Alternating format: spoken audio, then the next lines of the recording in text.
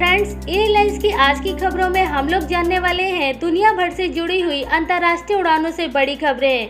आज की इस वीडियो में सऊदी अरेबिया के साथ साथ यूएई, कतर, यूके, इसके अलावा और भी दुनिया के कई देशों से अंतर्राष्ट्रीय उड़ानों से जुड़ी हुई जरूरी जानकारी रहने वाली है। इसके अलावा वीडियो के लास्ट में भी आपके लिए एक जरूरी अपडेट है।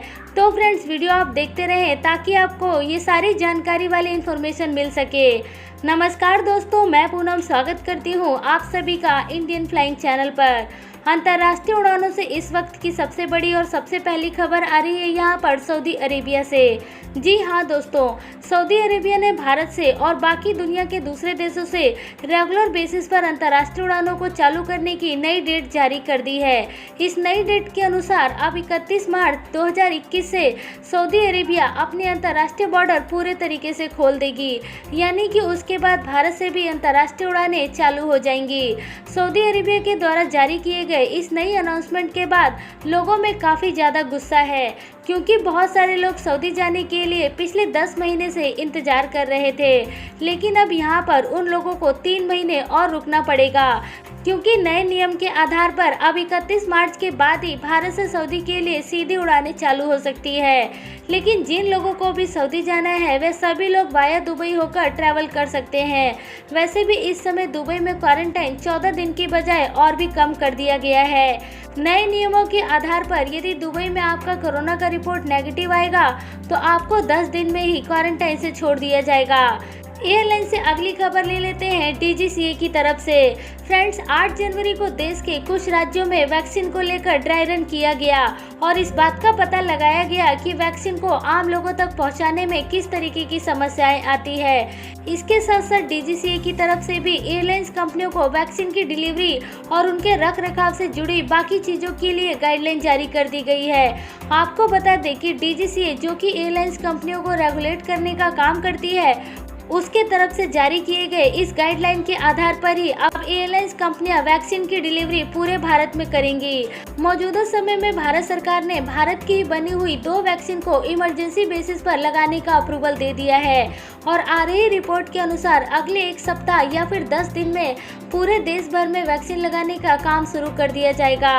और शुरुआत में ये वैक्सीन सबसे पहले फ्रंटलाइन वर्कर जैसे कि डॉक्टर्स या ऐसे सरकारी कर्मचारी जो कि रेगुलर लोगों के टच में होते हैं, उन सभी लोगों को वैक्सीन लगाई जाएगी। इसके अलावा बात करें भारत में नए कोरोना वायरस को लेकर, तो फ्रेंड्स, भारत में नए कोरोना वायरस धीरे धीरे तेजी से फैलने शुरू हो चुके हैं, क्योंकि अभी के ताज़ा हालात के अनुसार भारत में नए कोरोना वायरस के 82 केसेस रिपोर्ट किए जा चुके हैं। एयरलाइन से अगली खबर आ रही है यहाँ पर एयर इंडिया की तरफ से। एयर इंडिया दिल्ली से इटली के रोम के लिए नई अंतर्राष्ट्रीय उड़ानें शुरू कर रही है। आपको बता दें कि ये नई अंतर्राष्ट्रीय उड़ानें दिल्ली से बाया अमृतसर रोम जाएगी, जो कि 1 फरवरी से 25 मार्च तक ऑपरेट होंगी। इसकी जानकारी खुद एयर इंडिया ने अपने ट्विटर हैंडल अकाउंट से ट्वीट करके दी है, जहां पर उन्होंने बताया है कि पैसेंजर्स यदि इन फ्लाइटों से ट्रैवल करना चाहते हैं तो वो सीधा एयर इंडिया की वेबसाइट से टिकट बुक कर सकते हैं, या फिर एयर इंडिया के बुकिंग ऑफिस या फिर कॉल सेंटर से भी संपर्क करके टिकट बुक कर सकते हैं। अगली खबर की तरफ चलते हैं। तो फ्रेंड्स, बीते कल यानी कि 8 जनवरी से यूके की उड़ानें चालू हो गई है, लेकिन इसमें एक छोटी सी समस्या आ गई है कि दिल्ली सरकार ने अब ये नया नियम बना दिया है कि जो पैसेंजर्स भी दिल्ली एयरपोर्ट पर उतरते हैं तो नए नियमों के अनुसार उनको कंपल्सरी 7 दिन का क्वारंटाइन किया जाएगा। यदि उनका कोरोना का रिपोर्ट नेगेटिव आता है तो भी उनको कंपल्सरी 7 दिन क्वारंटाइन में बिताना पड़ेगा।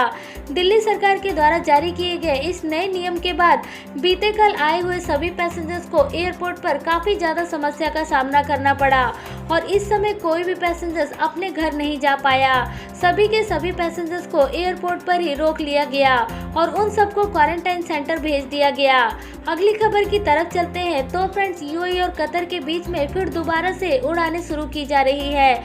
आपको बता दें कि कतर के साथ चल रहे सभी तनाव अब गल्फ देशों में खत्म हो चुके हैं, जिसके बाद सऊदी अरेबिया के साथ साथ गल्फ के दूसरे देश भी अब कतर से अपनी अंतर्राष्ट्रीय बॉर्डर को खोल रहे हैं। अब यूएई भी अगले सप्ताह से कतर के साथ अपने सभी तरीके के व्यापार और अंतर्राष्ट्रीय बॉर्डर खोलने की घोषणा कर चुका है। अगली खबर की तरफ चलते हैं जो कि आ रही है यूके से। फ्रेंड्स, यूके के पीएम बोरिस जॉनसन ने इस बात की जानकारी दे दी है कि यूके में अगले एक सप्ताह में लाखों वैक्सीन सभी अस्पतालों को दी जाने वाली है और उनका टारगेट है कि 15 फरवरी तक तकरीबन 1,50,00,000 लोगों को वैक्सीन लगा दी जाए। इस समय दुनिया में यूके ऐसा पहला देश बना हुआ है जहां पर नया कोरोना वायरस काफी तेजी से फैल रहा है और यदि वह इसी रफ्तार से फैलता रहा तो यूके में हालात काफी ज्यादा खराब हो सकते हैं। अगली खबर की बात कर लेते हैं जो कि आ रही है एयर इंडिया से। एयर इंडिया की ऑपरेट होने वाली बेंगलुरु से सैन फ्रांसिस्को की सीधी उड़ानों की टिकट 2 दिन पहले ही पूरे तरीके से सोल्ड आउट हो चुकी है। आपको बता दें कि आज यानी कि 9 जनवरी को एयर इंडिया की तरफ से बेंगलुरु से सैन फ्रांसिस्को की सीधी उड़ानें भरी जाएंगी। ये पहली उड़ान होगी जो कि भारत की टेक सिटी को अमेरिका की टेक सिटी से जोड़ेगी। अगली अपडेट आ रही है यहाँ पर विस्तारा से। विस्तारा की 6 साल पूरे होने की खुशी में 48 घंटे की टिकट की सेल निकाली गई है। इस समय के बीच में पैसेंजर्स को काफी सस्ती टिकट दी जा रही है। यदि आप विस्तारा के इस ऑफर का लाभ उठाना चाहते हैं तो आप अभी जाकर विस्तारा की टिकट बुक कर सकते हैं। आपको बता दें कि ये ऑफर बीते कल यानी कि 8 जनवरी से चालू हो चुकी है और आज यानी कि 9 जनवरी तक ये ऑफर चलने वाला है। यदि आप आगे आने वाले समय में डोमेस्टिक या फिर अंतर्राष्ट्रीय उड़ानों से ट्रैवल करने वाले हैं तो एक बार जाकर विस्तारा की वेबसाइट पर टिकट चेक कर सकते हैं। इसके अलावा ये ऑफर आपको ट्रैवल एजेंट की वेबसाइट पर भी मिल जाएगा। अगली खबर की तरफ चलते हैं तो फ्रेंड्स, एयर इंडिया के पायलट जोया अग्रवाल भारत की पहली महिला पायलट होंगी जो कि नॉर्थ पोल के ऊपर से फ्लाइटों को ऑपरेट करेंगी। आपको बता दें कि बोइंग 777 की उड़ान ऑपरेट करने वाली जोया अग्रवाल ऐसा कारनामा करने वाली भारत की पहली महिला बनने वाली है। ये एयर इंडिया की वही फ्लाइट होंगी जो कि बेंगलुरु से सैन फ्रांसिस्को के लिए ऑपरेट होंगी। उसी में जोया अग्रवाल अपनी ये उड़ान पूरी करने वाली है। फ्रेंड्स, वीडियो खत्म करने से पहले एक जरूरी जानकारी आपको बता दें कि आप में से बहुत सारे लोगों के इसको लेकर सवाल आते रहते हैं कि क्या भारत आने के लिए कोरोना का टेस्ट कराना जरूरी है। तो फ्रेंड्स, यहाँ पर भारत सरकार की तरफ से केवल यूके के पैसेंजर्स के लिए ही ये निर्देश दिए गए हैं कि वह अपना कोरोना का जांच कराकर ही भारत आएंगे। इसके अलावा यदि आप दुनिया के किसी भी देश या फिर कहीं से भी ट्रैवल करके भारत में आते हैं तो आपको अपना कोरोना का नेगेटिव रिपोर्ट लेकर ट्रैवल करने की जरूरत नहीं है।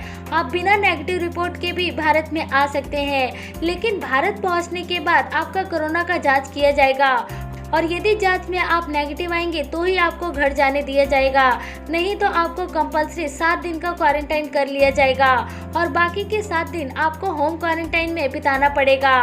तो फ्रेंड्स, उम्मीद है कि आपको आज की सारी जानकारी अच्छी लगी होगी। यदि आपको हमारे द्वारा बनाई गई वीडियो अच्छी लगती है तो दूसरे लोगों तक इस वीडियो को शेयर करें ताकि इससे हमें भी अच्छा लगे और हम भी आपके लिए ऐसी खबरें लेकर आते रहें। अभी के लिए इस वीडियो में फिलहाल इतना ही। वीडियो को लाइक करके जाएं और चैनल को यदि आपने अभी तक सब्सक्राइब नहीं किया है तो सब्सक्राइब जरूर कर लें।